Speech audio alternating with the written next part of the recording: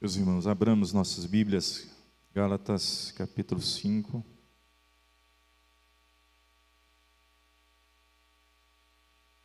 Carta de Paulo aos Gálatas capítulo 5, a partir do versículo 16.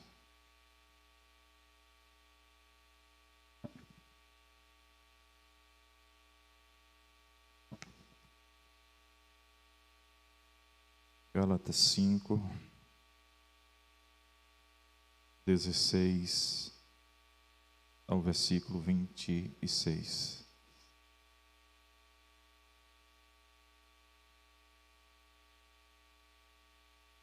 Digo, porém, andai no Espírito, e jamais satisfareis a concupiscência da carne. Porque a carne milita contra o Espírito, e o Espírito contra a carne, porque são opostos entre si, para que não façais o que porventura seja do vosso querer. Mas se sois guiados pelo Espírito, não estais sob a lei. Ora, as obras da carne são conhecidas e são prostituição, impureza, lascívia, idolatria, feitiçarias, inimizades, porfias, ciúmes, iras, discórdias, dissensões, facções, invejas, bebedices, glutonarias e coisas semelhantes a estas, a respeito das quais eu vos declaro, como já outrora vos prevenir, que não herdarão o reino de Deus os que tais coisas praticam. Mas o fruto do Espírito é amor, alegria, paz, longanimidade, benignidade, bondade, fidelidade, mansidão, domínio próprio. Contra estas coisas não há lei. E os que são de Cristo Jesus crucificaram a carne com as suas paixões e concupiscências. Se vivemos no Espírito, andemos também no Espírito, não nos deixemos possuir de vanglória, provocando uns aos outros, tendo inveja uns dos outros. Os irmãos permanecerão com suas Bíblias abertas. Vamos orar ao Senhor. Senhor, nós temos a Tua palavra aberta nesta noite e cremos na iluminação do Teu Espírito, Senhor. Cremos na ação santificadora e iluminadora dEle, e por isso, ó Deus, nós pedimos na dependência do Senhor, que o Senhor venha, ó Deus, guiar, ó Deus, nossos corações nesta noite, Pai. Abençoa a igreja, os irmãos que aqui estão, ó Deus, que seja, Senhor Deus, um tempo de deleite em Tua presença, assim como nós acabávamos, ó Deus, de cantar, de Te adorar, ó Deus, de expressar diante de Ti a nossa alegria. Que assim seja também, ó Deus, com a Tua palavra. Nós oramos gratos ao Senhor pelo que o Senhor tem feito em nossas vidas e pelo que o Senhor fará, ó Deus, porque o Senhor é o nosso Deus. E nós, ó Deus, mais uma vez buscamos a Tua presença. Nós oramos assim em nome de Jesus.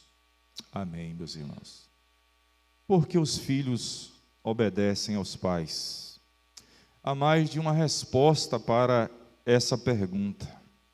Alguns obedecem pelo medo de serem punidos quando faltar a obediência. Outros obedecem pelo dever. São filhos, eles devem obedecer aos pais.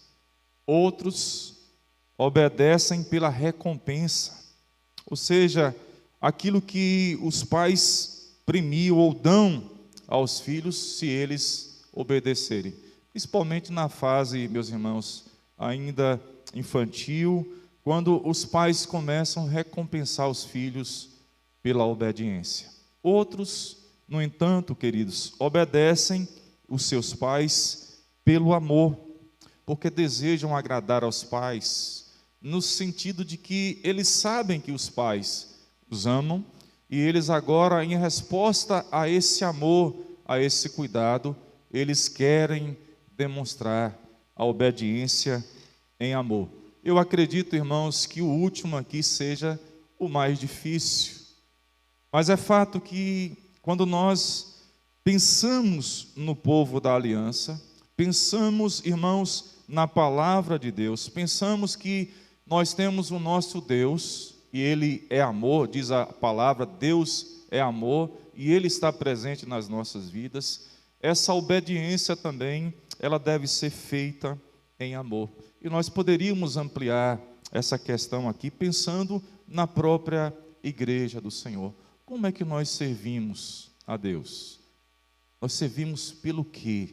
Pelo medo, pelo dever, pelas bênçãos ou a recompensa? Ou nós servimos a Deus pelo amor?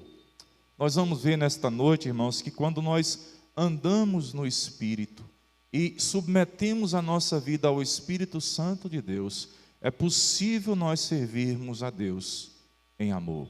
É possível nós demonstrarmos no nosso dia a dia que nós o amamos, nós oramos porque nós amamos a Ele, nós evangelizamos porque nós o amamos, nós estamos na sua casa porque de fato aquilo que o salmista escreveu lá no Salmo 84, quão amáveis são os teus tabernáculos, passa a ser uma realidade na nossa vida hoje, no tempo moderno.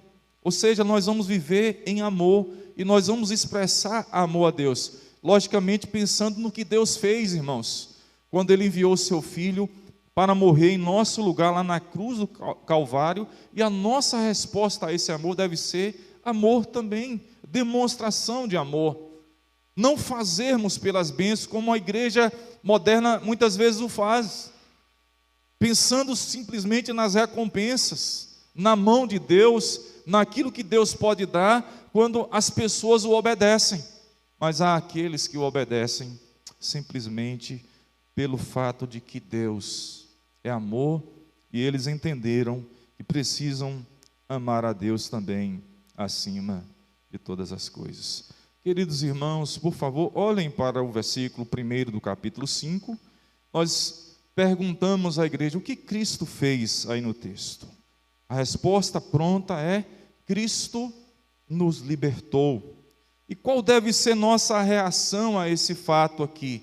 Uma vez que eu entendo que Cristo me libertou, o apóstolo Paulo, no mesmo versículo, a parte B do versículo, ele diz assim: olha, permanecei, pois, firmes, e não vos submetais de novo a jugo de escravidão.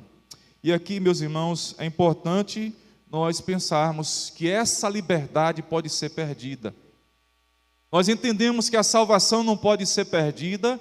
Uma vez salvo, nós seremos, irmãos, em todo o tempo salvos. A salvação não pode ser perdida.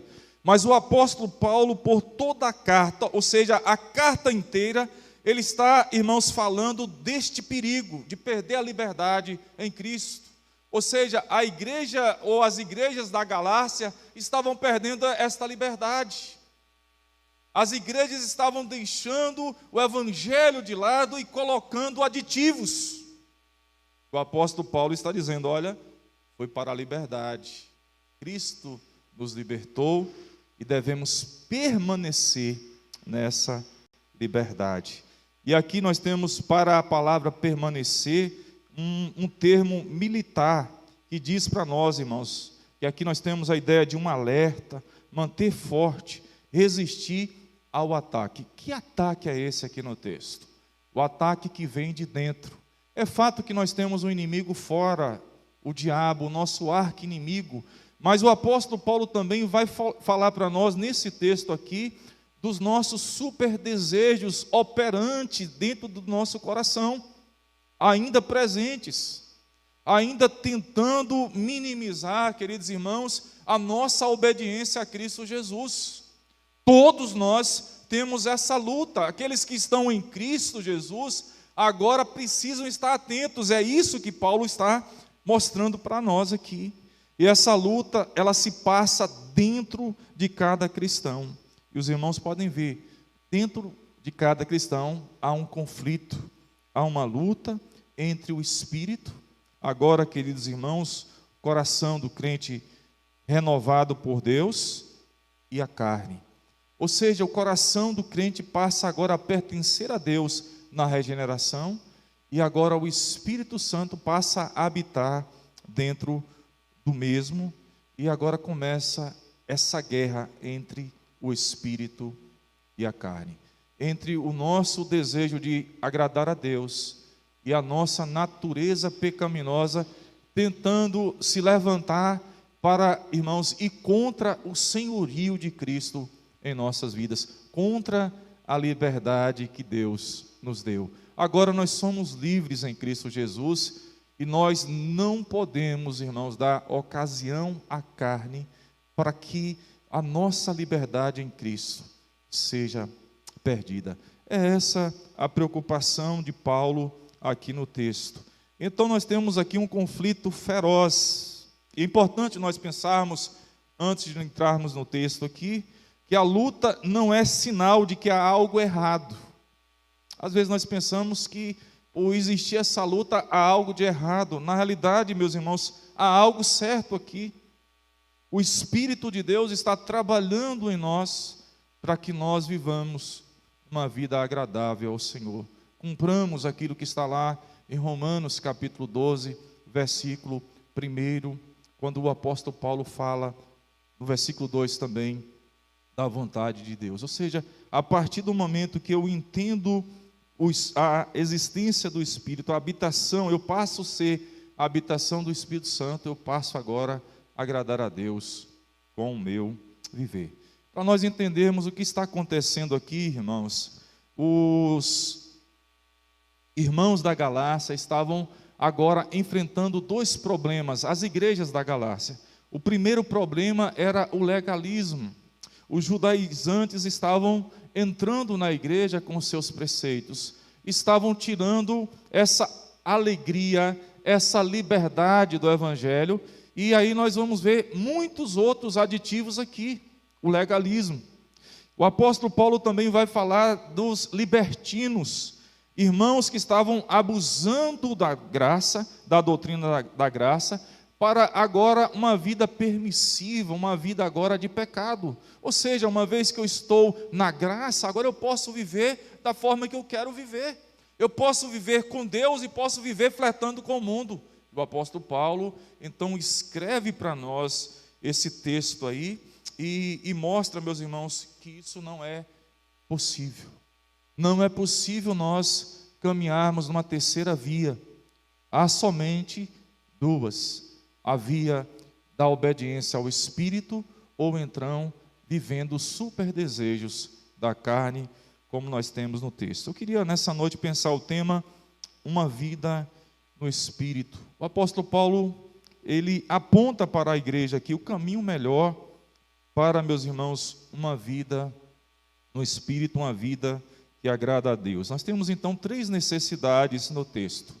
A primeira delas é a necessidade de nós andarmos no Espírito, e é assim que o apóstolo Paulo, então, começa no versículo 16, aquilo que ele já começou falando da liberdade, ele continua mostrando para nós aí, irmãos, a necessidade de nós andarmos no Espírito. Ele diz no versículo 16, digo, porém, andai no Espírito, e jamais satisfareis a concupiscência da carne. Viver no Espírito, irmãos, no texto aqui, é um imperativo. Paulo diz, digo, porém, andai no Espírito. O verbo está no modo imperativo. Isso para nós aqui, meus irmãos, para nós entendermos, os crentes, o apóstolo Paulo não está dando aos crentes uma opção de vida. Na realidade, nós temos aqui, meus irmãos, uma ordem, um mandamento. Os cristãos não poderiam mais viver flertando com as obras da carne. O apóstolo Paulo escreve esse texto justamente para que os irmãos colocassem de lado, lutassem contra as obras da carne, contra as insinuações da carne, contra as tentações da carne. Vejam, irmãos, que Paulo também mostra para nós no texto que viver no Espírito é algo contínuo.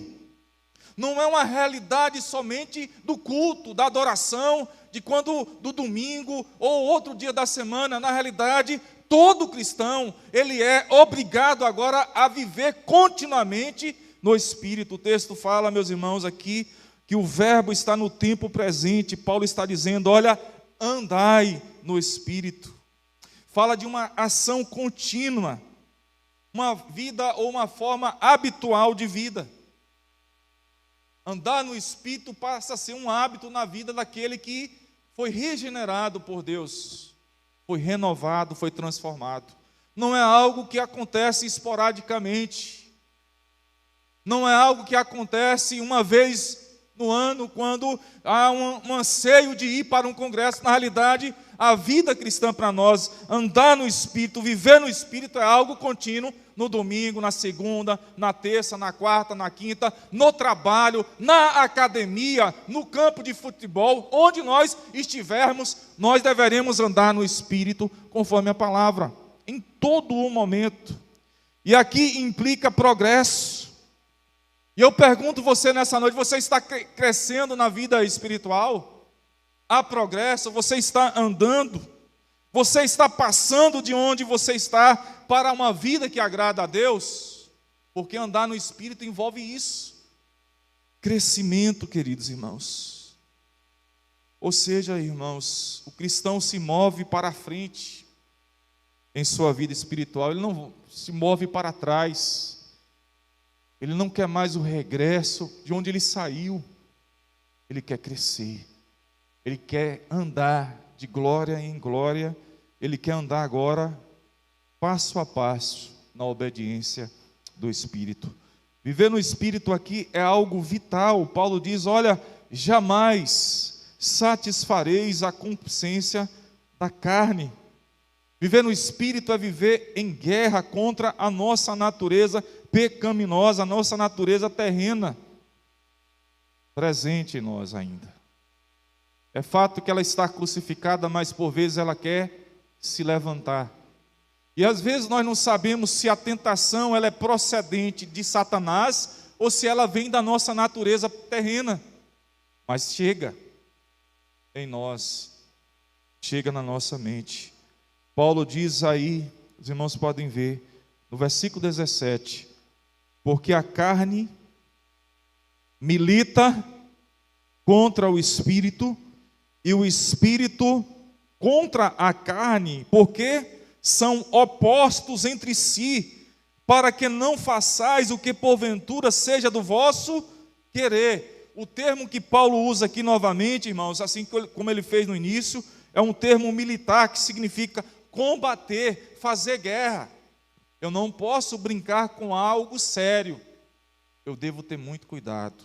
Paulo diz, jamais satisfareis a concupiscência da carne. Aquilo que Eva fez lá atrás, aquilo que muitos outros fizeram, quando começaram a flertar, uma vez que eu estou na graça, uma vez que eu entendo Deus, uma vez que eu cresci na igreja, uma vez que eu tenho um entendimento teológico de algumas coisas, agora eu posso flertar, eu posso ter uma aventura? Não pode.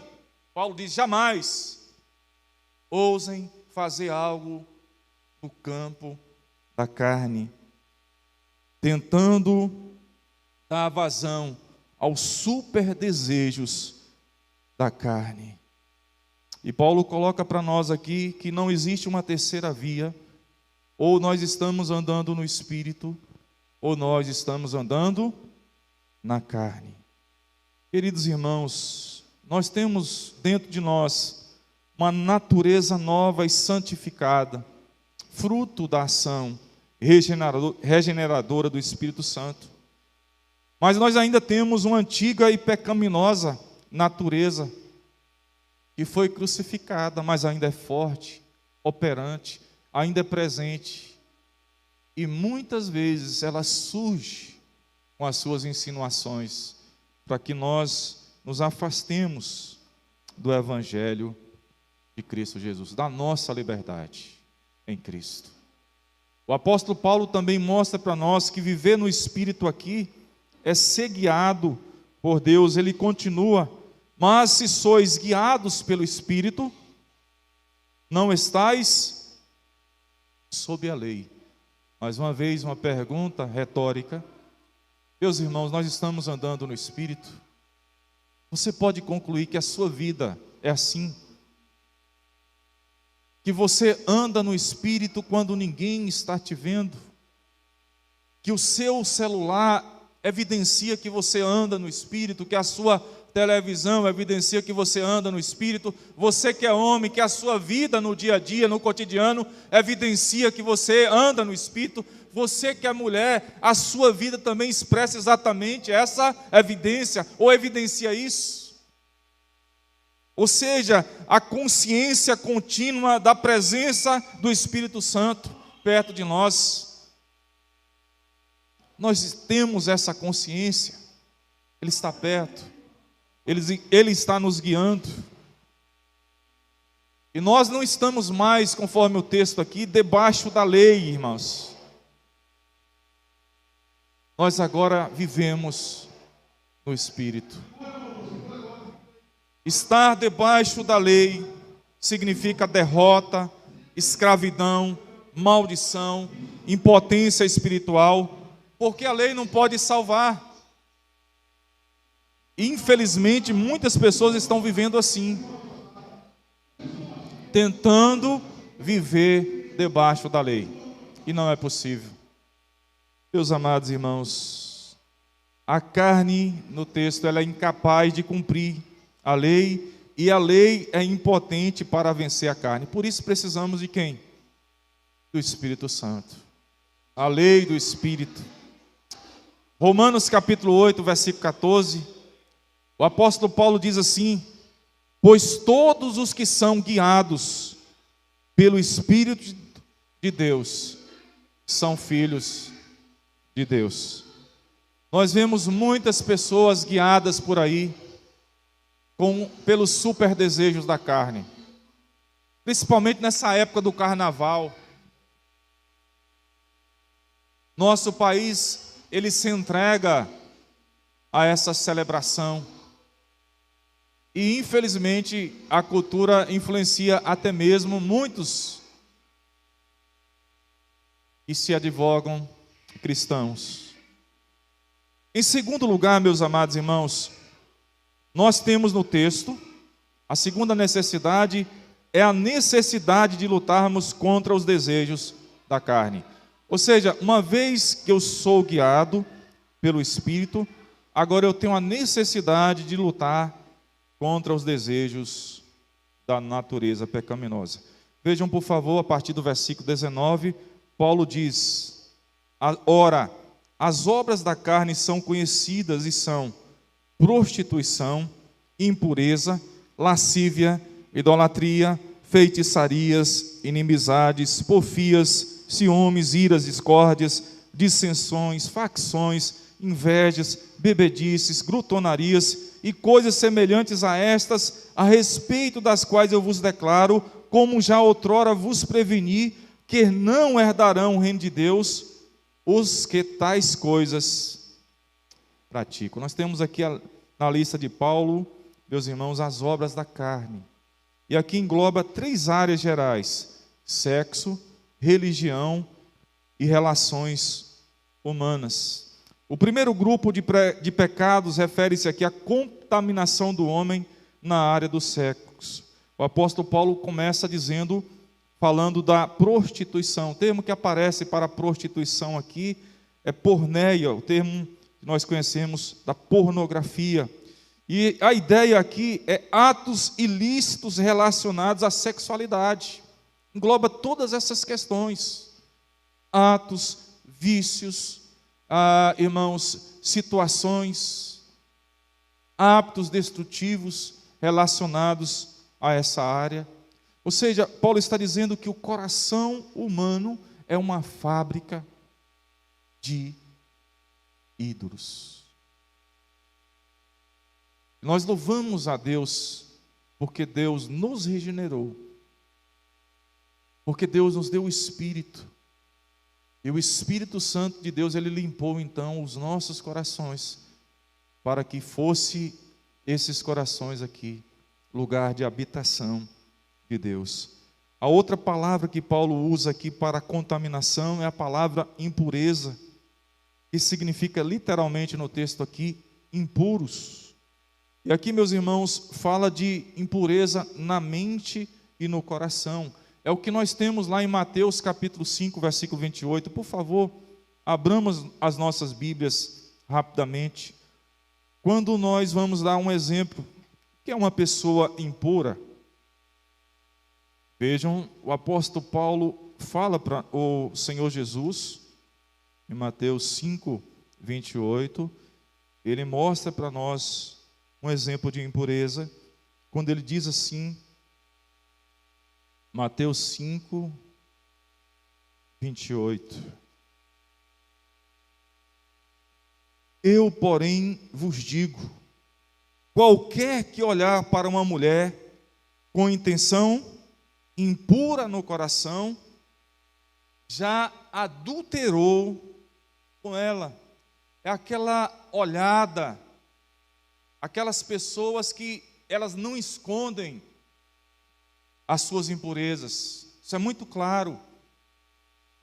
O apóstolo Paulo fala então que essa atitude, ela é obra da carne.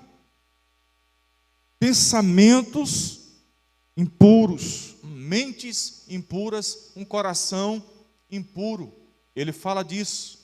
O autor de Hebreus também, no capítulo 13, versículo 4, ele fala que é possível também os casamentos, irmãos, serem construídos a partir também de relacionamento ou de uma relação impura.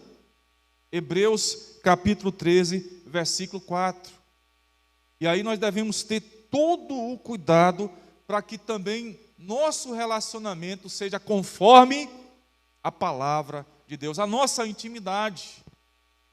Porque é possível nós fugirmos do padrão, da ética, daquilo que é do Senhor nas nossas vidas, conforme a palavra de Deus, na intimidade.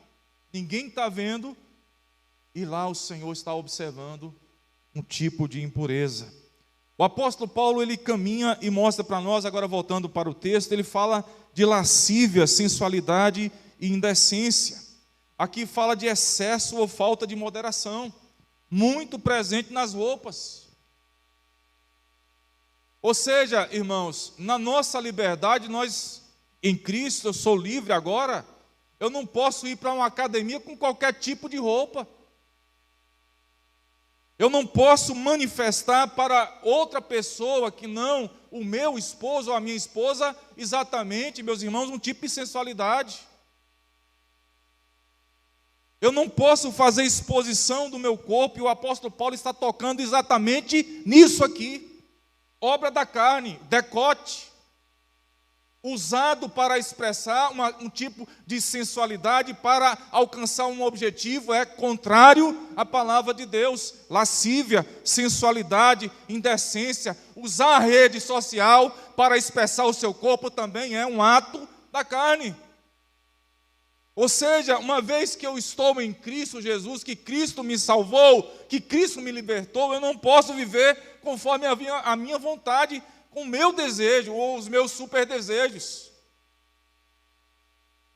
O escritor Tim Keller diz: a carne transforma algo bom em Deus, reivindicando necessitar disso para de fato sermos nós mesmos, para conhecermos a real segurança, importância ou satisfação.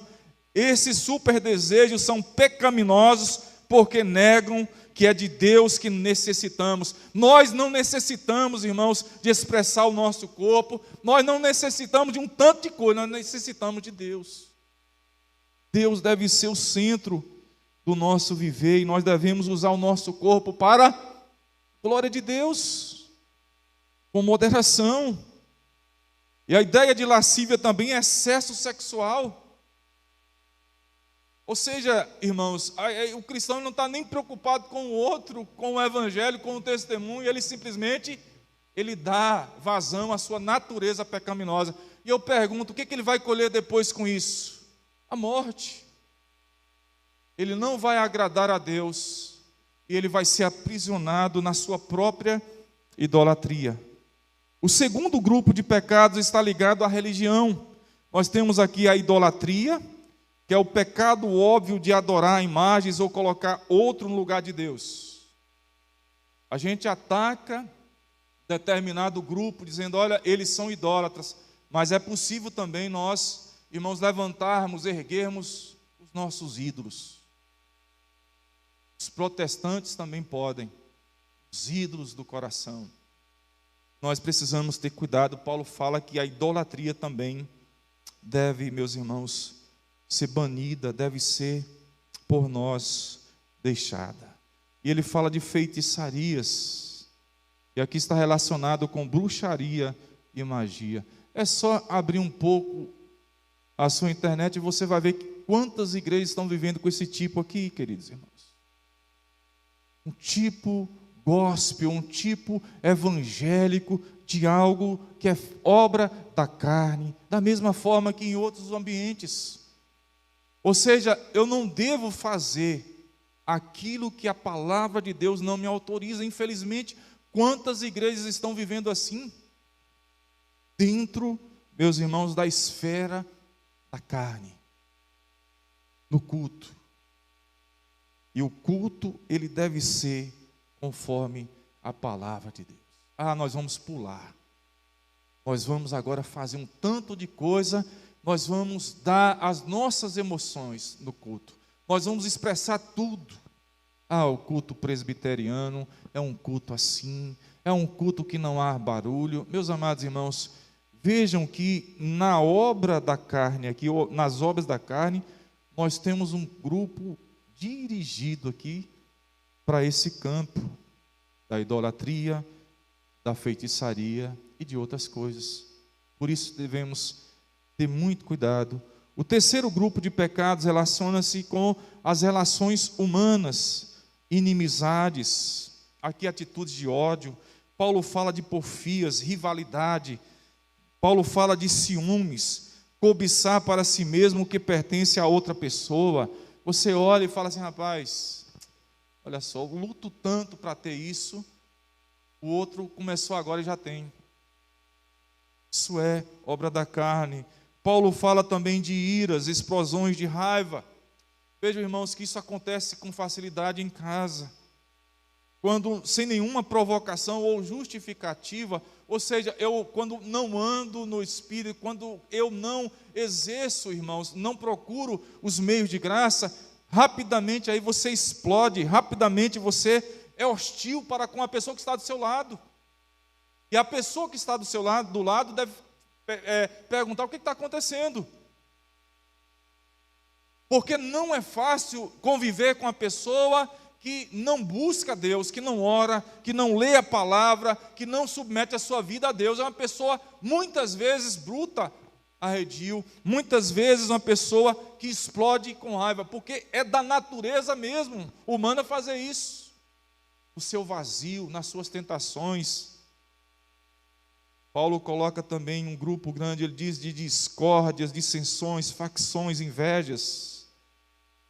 Essas palavras representam animosidades entre indivíduos e grupos, principalmente na época de política.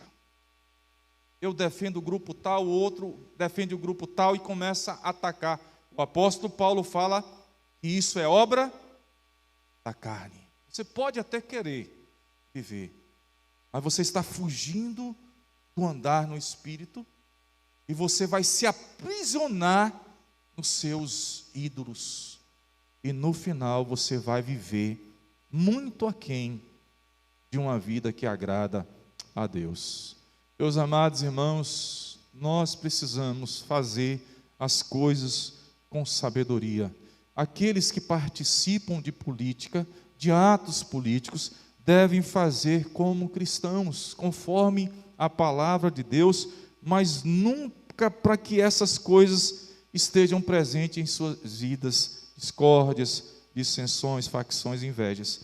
E finalmente Paulo fala de bebedices e glotonarias. Aqui nós temos manifestações de intemperança, irmãos. Pessoas que estão vivendo, buscando isso continuamente. O vício e também a utilização aqui, muitas vezes, de coisas que estão viciando a vida dessas pessoas. O apóstolo Paulo, então, ele termina dizendo: e coisas semelhantes a estas, a respeito das quais eu vos declaro, como já outrora vos preveni. Olha só o que ele diz aí. Você pode até praticar, você pode até viver as obras da carne, mas Paulo está dizendo assim: olha, que não herdarão o reino de Deus os que tais coisas praticam. A palavra-chave para a advertência de Paulo no texto é a palavra praticam. E aqui, meus irmãos, é uma tradução de um particípio presente, ativo, que indica uma ação em curso. É um hábito da pessoa fazer alguma coisa relacionada a isso aqui. Sensualidade. A pessoa que é ciumenta, a pessoa que ela é idólatra, a pessoa que vive nas suas bebedices por aí, seus vícios. O apóstolo Paulo diz: olha, vocês não herdarão o reino de Deus. Até você pode falar assim, como os universalistas estão falando por aí: depois que eu morrer eu vou para o céu. Todo mundo vai para o céu depois que morre. Mas sem andar no Espírito isso não é possível. E nós precisamos, irmãos, então, em nossas vidas, tirar tudo que está relacionado às obras da carne. Nós devemos lutar contra os superdesejos da carne. E finalmente, no texto nós temos a terceira necessidade aqui, é a necessidade de evidenciarmos o fruto do Espírito. Paulo diz: mas o fruto do Espírito é amor, paz, alegria, paz, longanimidade e assim por diante. Queridos irmãos, nós temos então um contraste com as obras da carne. Obras da carne estão no plural e o fruto do Espírito no singular. Uma é natural, como nós vimos, outro sobrenatural. O fruto do Espírito aqui, meus irmãos, é exatamente o reflexo de uma vida conforme a imagem de Jesus Cristo. Quando nós olhamos para o fruto, é como se nós, irmãos, a partir da existência de cada um deles em nossa vida, nós agora passamos a refletir a imagem do nosso Mestre Jesus. Aqui no fruto do Espírito nós temos exatamente algo como foi Jesus, como Jesus viveu. Para a palavra amor aqui nós temos a virtude suprema da vida cristã. Em 1 João capítulo 4, versículo 16, o autor, ele diz que Deus é amor. É possível ter um cristão sem amor. Cristão que tem dificuldade em amar. Amar a Deus acima de todas as coisas e amar ao próximo. Uma vez, irmãos, que o Espírito Santo de Deus está presente em nós, essa virtude deve crescer em nós. Todos os cristãos, eles amam. O Espírito Santo, quando passou a habitar o nosso coração, ele deu a cada um de nós o quê? Amor. Eu posso amar as pessoas. Aí você pode falar assim, olha, eu tenho dificuldade de amar. O fruto do Espírito é amor. Vamos caminhar aqui para o final. Ele fala de alegria, e aqui fala de uma alegria, meus irmãos, de natureza espiritual. É a sensação de bem-estar que habita no coração da pessoa. É a presença do Espírito Santo imprimindo em nós o quê? A alegria. E a alegria é algo sério no reino de Deus. Vejam, irmãos, que Deus regenerou o nosso coração, nos santificou, nos selou com o Espírito Santo e colocou no nosso coração o quê? A alegria. Romanos capítulo 14, versículo 17, o apóstolo Paulo fala disso. Ele fala que o reino de Deus não é comida, bebida, mas alegria, justiça, alegria e paz no Espírito Santo.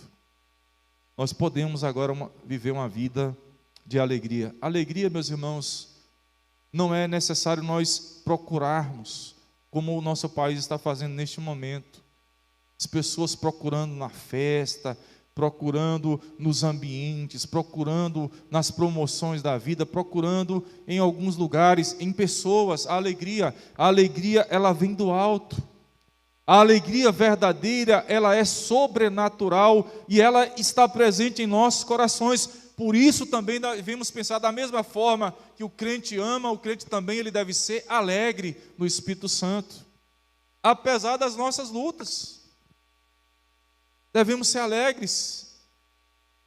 E a nossa natureza terrena, ela não quer que nós evidenciemos uma vida alegre no Senhor, que nós cantemos ao Senhor, que nós louvemos a Ele, que nós oremos ao Senhor, que nós, irmãos, vivamos conforme a palavra de Deus. A nossa natureza terrena não quer isso.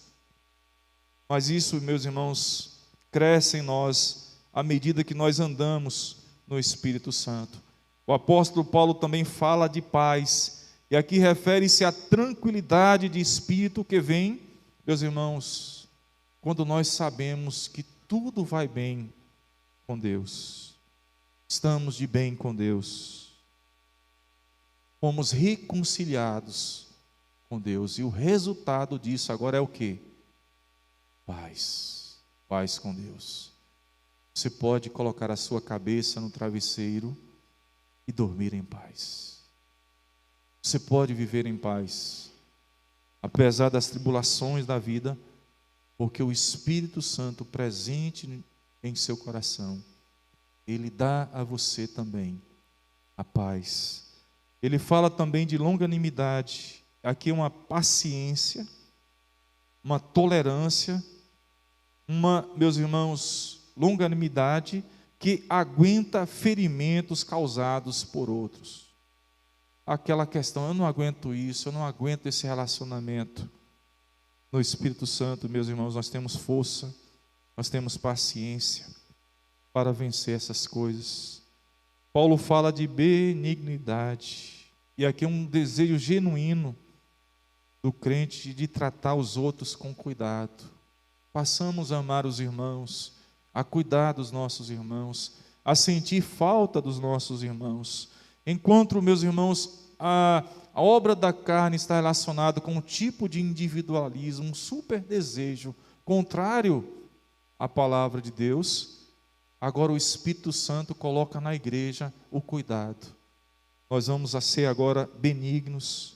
Ele fala também de bondade, e aqui fala de uma doçura e bondade ativa em bem do outro, no bem do próximo. Isso não é algo natural em nós. Foi o Espírito Santo, e é o Espírito Santo que, irmãos, derramou em nossos corações. Jesus era assim, Jesus vivia assim.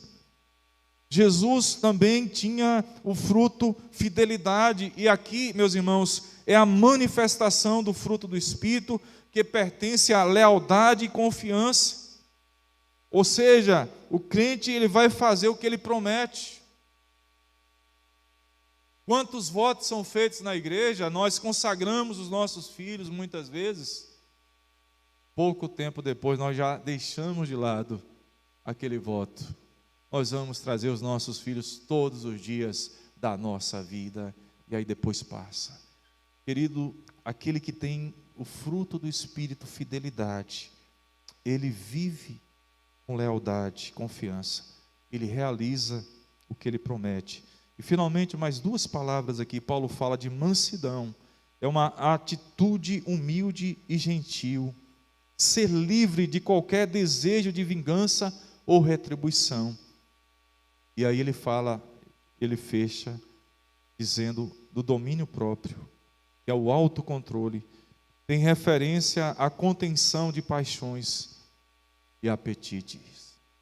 Ele fecha, meus irmãos, o fruto falando do domínio próprio. Nós cristãos precisamos de domínio próprio em nossos lares, naquilo que nós falamos, como nós falamos, com quem nós falamos. Nós precisamos de domínio próprio nas nossas finanças. Nós precisamos de domínio próprio irmãos, nossas vestimentas, quando nós vamos escolher as nossas vestimentas. Nós precisamos do domínio próprio quando nós vamos tecer alguma coisa na igreja com os irmãos, compartilhar alguma coisa, domínio próprio. Quantas pessoas não têm um autocontrole e estão por aí? Quantos homens não conseguem ter domínio próprio? Quantos homens não suportam, não aguentam ver uma mulher passando? E aí a impureza toma, a natureza pecaminosa começa com as suas insinuações. E aí o apóstolo Paulo fala do domínio próprio. Devemos ter o domínio próprio.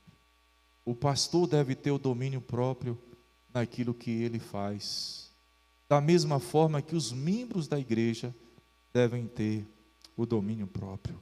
Fala de contenção de paixões e apetites. Domínio próprio para acordar cedo, para estar na presença do Senhor. Vencendo, irmãos, a nossa mazela, nosso apetite por dormir mais. Nós precisamos da ação do Espírito Santo. E aí Paulo termina dizendo: contra estas coisas não há lei, e os que são de Cristo Jesus crucificaram a carne com as suas paixões e concupiscências. Queridos, que nós nesta noite possamos pensar nessas coisas. E ele encerra dizendo: se vivemos no Espírito, andemos também no Espírito.